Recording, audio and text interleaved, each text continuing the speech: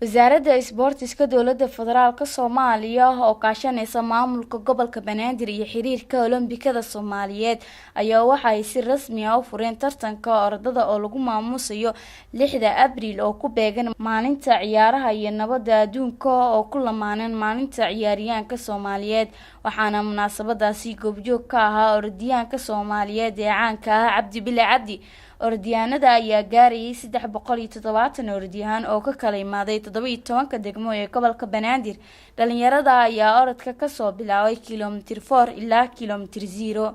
ugu horeeyna waxa halkaasi ka hadashay wasiiradda dhalinyarada iyo isboortiska Soomaaliya Marwo Khadiija Diiriye waxa ayna dhalinyarada ku boolisay in ay noqdaan sida haliyay Cabdi Bile Cabdi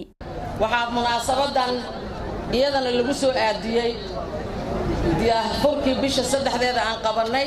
oo laga soo hadlay mashruuc weyn oo markii ugu horeysay dalka dhan laga hirgelinayo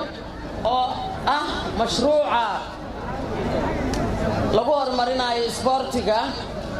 isboortiga ayaa lagu horumarinayaa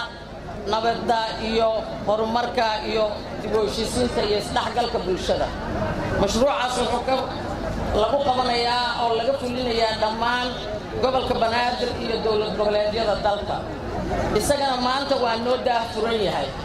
alxamdulilaahi rabbil caalamiin waxaa xusid mudan gacantii ay ka geysteen odayaasha isboortiga Xaji Maxamed Xuseen Haadi iyo Macallin Muuse diyaarinta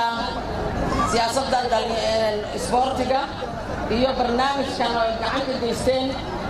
ayagana waan uga mahadcelinayaa Cabdi Bile Cabdi oo halkaasi ka hadlay ayaa wuxuu dawladda ugu baaqay in la garab istaago dhalinyarada anigoo caasimadii Soomaaliya Muqdisho dhowr iyo 30 sanadood ka maqnaa inaan maanta halkan dhexdeeda taaganahay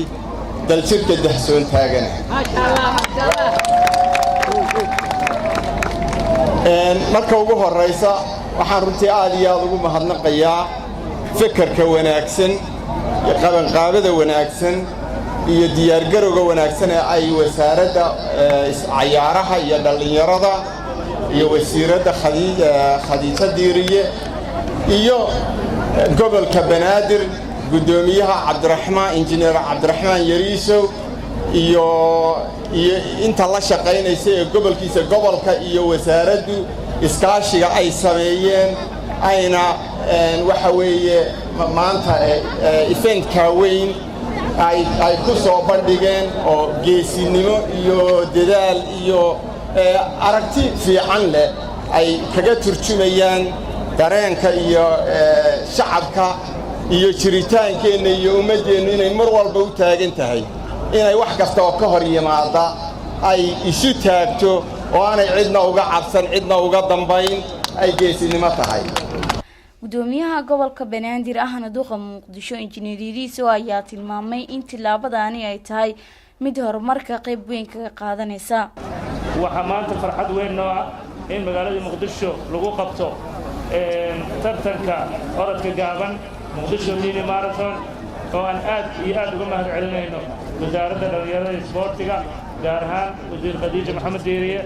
iyo bahda isboortiga dhammaantood sidoo kale waxaan rabaa inaan mahad celiyo dhammaan inta ka qayb qaadatay tartankan isaga inta qabanqaabadiisa ka qayb qaadatay iyo dhammaan inta bahda saxaafadda maanta oo dhan si live ah u tusaysay shacabka Soomaaliyeed meel walba ay joogaan waxaan aad idinkaga mahad celinaynaa sida aad u sharafteen maanta oo kale ugu dambeyntiina halkaasi bilado lagu gudoonsiiyay orodyahanadii ku guuleystay 3 kaalin ee ugu horeysa waxaana kaalinta koowaad ku guuleystay Cali Iido Xasan Maryam Xuseen Jibriil SBS TV magaalada Muqdisho